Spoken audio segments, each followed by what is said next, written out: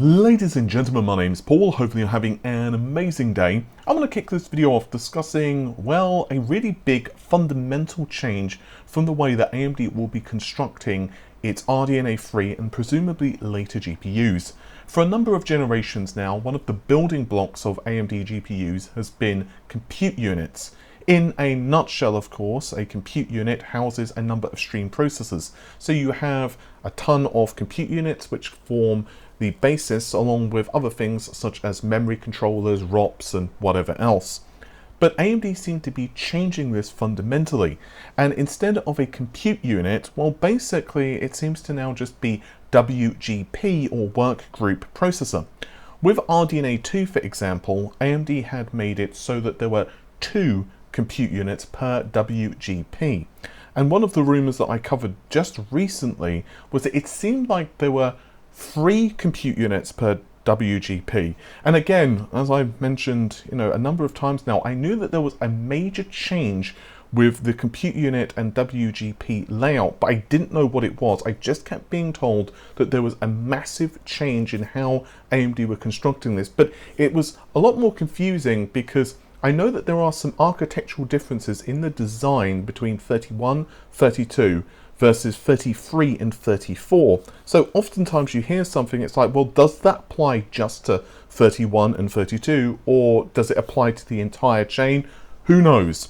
Well, perhaps we have some clarification here. A Beyond 3D forum member, I'm probably going to butcher this pronunciation, but yeah, I'll try my best. I'll give it the college try. Bondrude, they have said that basically compute units CU are dead, and now we will solely see WGP or workgroup processor.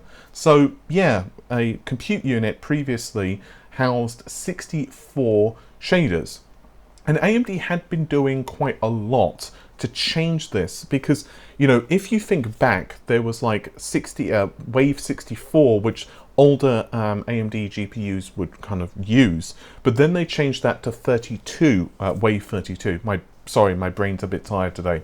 So yeah, that was perhaps one idea that AMD were kind of prepping for this. So now a WGP is going to be 256 stream processors.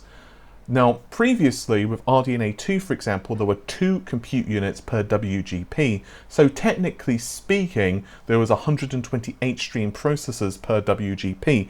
But again, they were basically subdivided into different compute units. And yeah, there's an image on screen. You can kind of get an idea of how this works with the caches and all of the other bits and pieces. So what does this mean? Well, assuming these rumors are accurate, and honestly, there are so many conflicting rumors for Navi 31 and so on that have been popping up, because one of the things I had been told, again, is that there was a major change for the compute unit and WGP layout. So this does seem to indicate that we've got 7,680 cores per die, which the technical term for that is a lot. And this means that total, because there are 2 GCDs for Navi 31, this means that total we will see 15,360.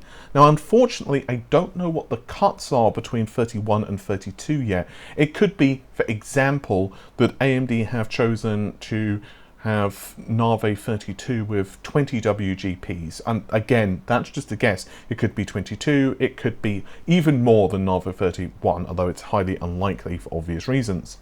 So now what we seem to really have, and this is from a mixture of different sources, such as Kopiti7 Kimi and Yoko Yoshida, also known as Kitty Corgi, that, well, yeah, this seems to be a significant change to what we've seen previously.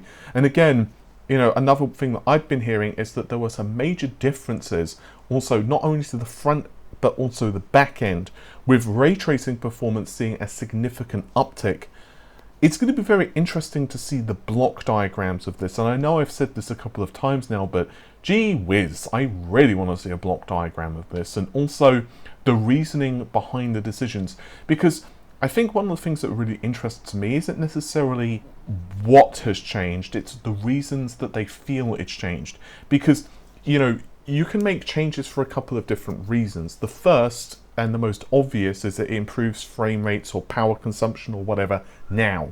So that's pretty self-explanatory. You're playing a game, let's say Control, just for the sake of it, and you make those changes in architecture and it basically sims out to be faster. I'm vastly simplifying things, of course, but also you can make changes for perhaps changes that they feel are going to happen in the industry just overall, and perhaps a more future-proof design. I also wonder too if this is going to be more efficient in terms of memory bandwidth, and possibly just because of the sheer number of shaders. I wonder if it's just easier to distribute the work, because again, I've mentioned this in a recent video, I had heard that there was some really big changes just for hardware scheduling, and it was kind of a concern because if you, obviously the more shaders you have to make sure that they're, well, doing things. Like if you have, I'm just going to say 15,000 shaders just to round things up so we all don't go insane. If you've got 15,000 shaders, but let's say 70% of the time only like 12,000 of them or 10,000 are fully occupied, then that doesn't do you any good. And bubbles in the graphics pipeline, of course, are just very difficult to optimize around, and you can do things like fill them with compute workloads like asynchronous compute or whatever, but I'm getting a little bit off topic. Yeah, it's really interesting to me that this change is happening. But, you know, I guess from like a, what is it, 10,000 foot view? Is it 10,000 foot view? Whatever. Yeah, it makes sense. I can see why they're doing that. Also, another small thing for AMD while I'm on the topic, and it concerns the RX 6600 series of graphics cards. So allegedly, we're going to be seeing these cards announced in just a few days. And this comes to us via Grayman, who actually confirmed this. So basically the announcement is going to be July the 30th, with the unboxing / embargo on August the 6th, with the launch, well, basically just under a week later on August the 11th. And there's been a lot of debate on pricing on this one. We've been seeing some people saying that, you know, the retail price of this could be like 500 euros, 500 US dollars. That was, for example, our Cal Cutland. However, others such as NeoWin have been saying 349 as the base MSRP. And it's kind of conflicting. Like, I don't believe that we're going to see an MSRP that's higher than, well, basically the price of, let's say, the 6700.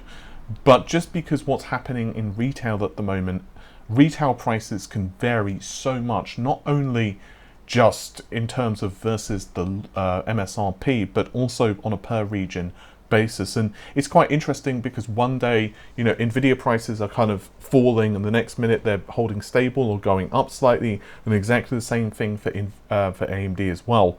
I'm really interested to see what this card is capable of. There's also been a ton of debate regarding performance, with some leaks saying that it's over an RTX 3070, which again, I find highly unlikely.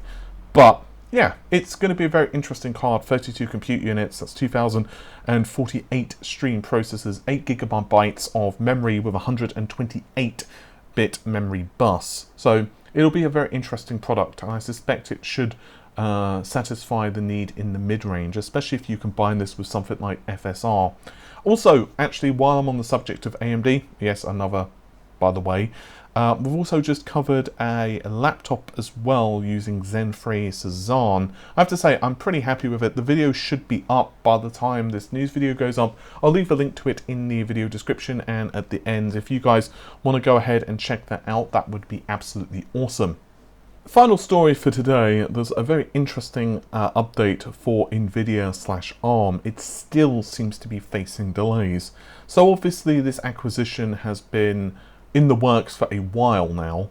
In fact, Nvidia basically are trying to purchase ARM from SoftBank.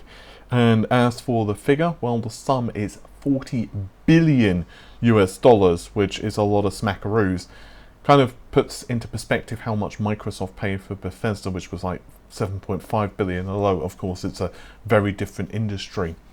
But anyway, Nvidia had hoped that this would be, you know, an 18-month type of time frame. Of course, the biggest hurdle was the fact it needed to go through regulatory approval. But yeah, it seems like this is still a problem. Essentially, Nvidia are still facing a lot of questions with the European Commission. Basically, the European Commission summer holiday has started, and well, yeah, I mean, when they say summer holiday, they're not joking. It's not like, a week at the beach or something. These guys don't come back until September, which is when Nvidia can then submit additional documentation. And then it could take them several months for them to evaluate it. So it's going to be very interesting to see whether this goes through or not. And while, of course, Nvidia could still use ARM-based products, because, well, they can, obviously the acquisition of ARM would give, well, Nvidia a lot of say in the direction of the company, plus also more access to exclusive technologies and whatever else they wanted to do. And it's hard to deny that, from a competitive standpoint, the purchase of ARM by Nvidia possibly wouldn't be the best. However, there is also a part of me that would also be rather curious to see how it would impact the grip of x86 as well. I don't know, I kind of feel like I would like to see two alternative realities with this one, just to do a comparison. I know that's not, possible or realistic or anything, but there is that part of me that is curious to see how both events would unfold. With that said, I think that's just about it in this video. I apologize for not being on camera for this one, but yeah, we were working on the laptop thing, and I am also finishing a few other bits and pieces. But normal service should resume fairly shortly, although I do have my second jab tomorrow.